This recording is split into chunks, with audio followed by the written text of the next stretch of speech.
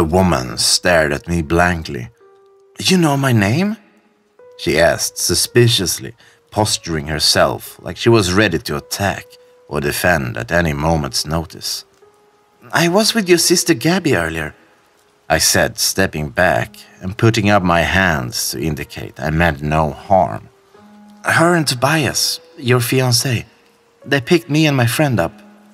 They're here looking for you, Claire. Do you know where we are? Why we're here?" "Gabby and Tobias are here?" Claire asked with surprise and concern as she eased her uptight stance. I was about to reply, but Claire continued speaking. "Let's worry about getting out of here first," she quickly said, wiping away muddy tears from her eyes before turning towards the out-of-reach stairs. "Do you think you can give me a boost? I'll be able to get you up afterwards." It took a few tries, but I gave Claire a boost using my intertwined hands for her to climb onto the stairs. It took a little longer to pull me up, since I still lacked adequate upper body strength and required Claire's assistance, especially for someone who had clearly been trapped in that hole much longer. I truly admire Claire's persistence and tenacity, casting doubts on my own ability to possess such energy if I was in her position. After emerging from our confines, I saw we were being held in the basement level of an abandoned, dilapidated foundation in an advanced state of ruin. The sky was a luminous shade of dark blue, indicating nighttime was transitioning to dusk. Unsure what to do next, I patted myself down and cursed when I realized my phone nor any other communicative devices I had were in my possession. "I'm pretty sure he took your friend this way," Claire said, nodding towards a trail that I wouldn't have noticed if she didn't bring it to my attention. "When he dropped you off, I heard him drag someone else away. Sounded like a man. I'm assuming he was with you?" "I just want to know what's going on. We were attacked by thing, before we wrecked out. I don't know who this person is that put us here. I'm just so confused," I babbled to Claire, trying to repress a sob. "Confused and scared, really scared." Claire slowly shook her head in agreement. "Well, I'm sure by now you figured out they aren't game wardens," Claire replied.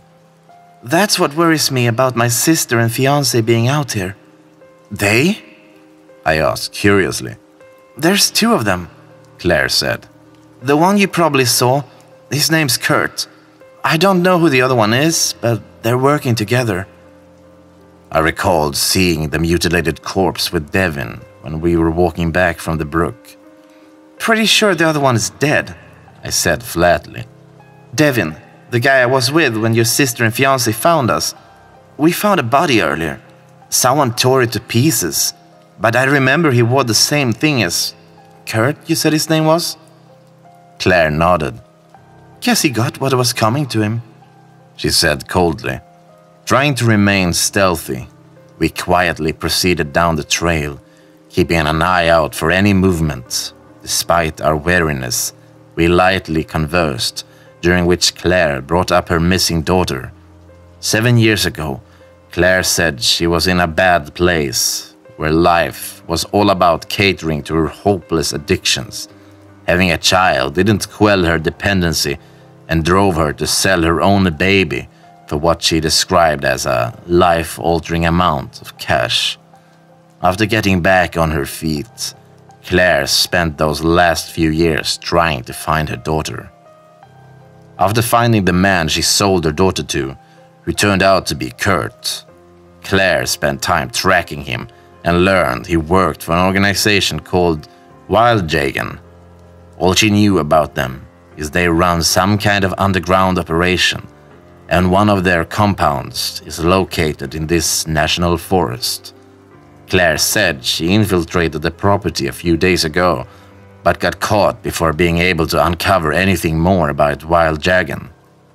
She'd clearly been held in that abandoned foundation for quite a while, and didn't appear to fabricate anything she just disclosed.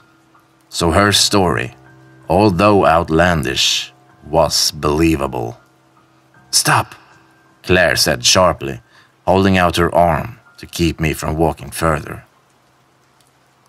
Tensing sharply, I froze. Just ahead of us was a small clearing where we heard something squirming on the ground, whose movements coincided with an unrhythmic metallic rattling. Upon creeping closer, it was revealed to be a person chained to a tree. My blood froze. It was Devin. Before I could take another step, Claire grabbed me and knelt us down behind some cover, giving a shushing gesture with her finger. "There's a stand in one of those trees," she whispered, nodding towards the clearing. "I can't tell if anyone's in it." After verifying the stand was unoccupied, Claire gave the okay before we rushed over to Devin. He was bleeding from his head and had a black eye, along with some scrapes and bruises, but was pretty coherent. Devin's hands were bound, and he had a metal collar around his neck, whose chains was embedded in the tree he lay against, essentially leashing him to this spot. He perked right up when we appeared, quickly replacing the look of terror in his face with relief. "He left about half an hour ago," Devin said, who, despite being clearly elated by our arrival, was nowhere near at ease. "He said he's using me as bait."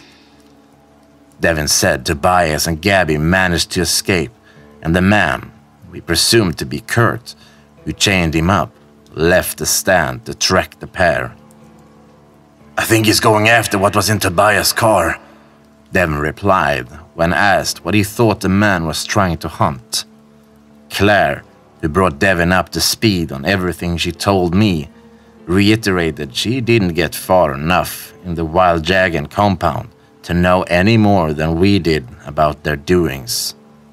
Even after describing everything I remembered about what attacked us, Claire was clearly unsettled by the implications, but just as clueless on what we could have encountered. Noticing the collar's clamp looked relatively flimsy, we unhatched a plan to free Devin. Dragging a large flat rock over, we had Devin position the collar's backside on its smooth surface and intended on smashing it with another stone. Despite how dangerously close we were to inadvertently injure Devin, it took 4 good bashes before the collar finally broke. Knowing anything nearby probably heard our racket, we quickly resumed moving down the trail, feeling a little more settled when Devin mentioned Kurt headed in another direction. Devin said whatever caused Tobias to crash slipped out of the SUV when it finally came to a rest and was even shot at by Kurt. He secured Devin and I first, thinking Gabby and Tobias were both dead, and set them aside. According to Devin, Kurt said he needed live bait since they were attracted to movement. Tobias and Gabby regained consciousness about an hour after Devin got chained up and snuck away before Kurt realized they fled.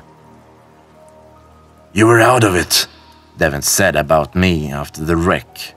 "You kept slipping in and out of consciousness, babbling and murmuring. I had no idea what was going on." We continued moving for another couple of minutes, doing our best to stay out of plain sight and keep an eye out for Kurt or other potential threats. It was well over 100 yards away, but through the trees we made out a road.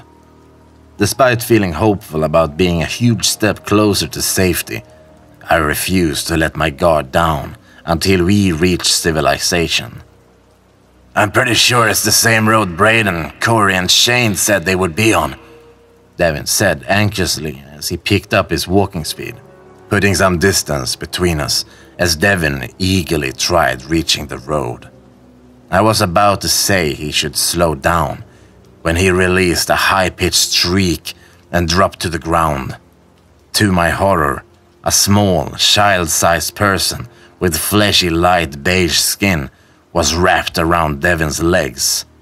The child, a little girl, had long, grimy, unkempt hair that ran down to her knees, and released a series of gargled, grumpy growls while viciously digging her teeth and fingernails into Devin's calves. Before Claire or I could intervene, a larger mass emerged from the brush.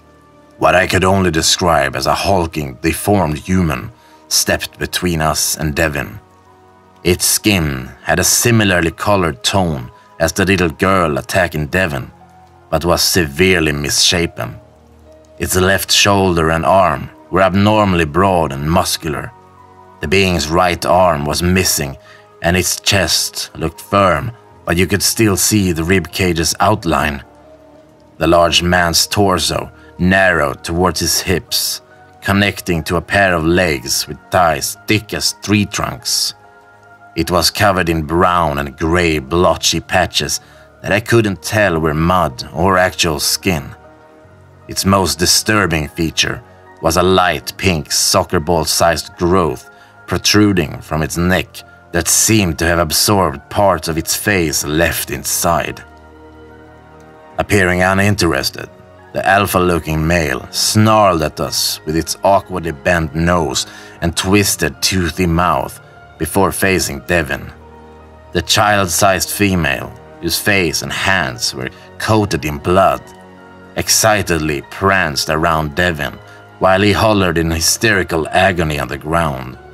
Both of his calves had massive chunks of flesh missing, with some areas even exposing parts of his tibias and fibulas. The alpha male swiftly broke off a thick tree limb and began ruthlessly bludgeoning Devin, while the little girl wildly cheered on her gargantuan counterparts. "Let's go," Claire whispered and pulled me from the graphic scene unfolding. The last thing I saw before looking away was the alpha male pressing its unnaturally oversized hand against Devin's head, whose skull began to cave under the mounting pressure. We took off in another direction, which the two beings didn't seem to notice or care about, remaining preoccupied with Devin's lifeless body. Leaning towards the forest edge, Claire raced ahead of me and was first to reach the road. I watched Claire sprint out of the woods, but at the same time, the road bend she burst onto was illuminated by a yellowish-white glow. No sooner than realizing they were headlights, whose luminosity seemed to swallow up Claire, I heard two loud thuds mixed with the screechy grinding of a vehicle abruptly braking. Screaming Claire's name as I emerged, my fears were confirmed that she'd been hit by the oncoming vehicle. I quickly dropped to my knees alongside her, who was out cold, and brandished a fresh set of cuts and bruises from the impact. Frantically shaking and tapping her face, I checked Claire's pulse, exhaling in relief when I felt its slowly redundant beats in her neck. "Where did you guys come from?" A familiar voice blurted out from my backside, during which Gabby appeared next to me, falling to her knees and scrambling over Claire's unconscious body. While she whimpered and desperately pleaded for her sister to be okay, a heavy hand fell on my shoulder.